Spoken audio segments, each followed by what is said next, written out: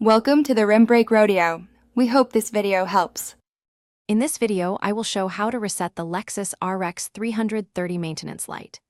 Turn the ignition to on without starting the engine, press and hold the trip meter button until the display blinks, release then press again to confirm, watch the maintenance indicator go out, and cycle the ignition to verify the light stays off.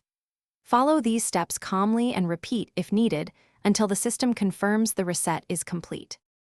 Begin with the car parked, engine off, but ignition in the on position so dash lights are active. Press and hold the trip meter button until the odometer display blinks or shows dashes, then release and press again to confirm the reset. Wait for the maintenance light to extinguish and turn the ignition off then back on to ensure the indicator remains cleared. Repeat the sequence if the light returns. If you are finding this video helpful, please subscribe and like to support more content. Quick recommendation: life's too short for cheap socks. Go darn tough with a lifetime warranty for reliable comfort on long drives and pit stops. I tossed on a pair during a maintenance session, and they stayed comfy through every step. Check the description for the link and other deals. Now let's get back to the video.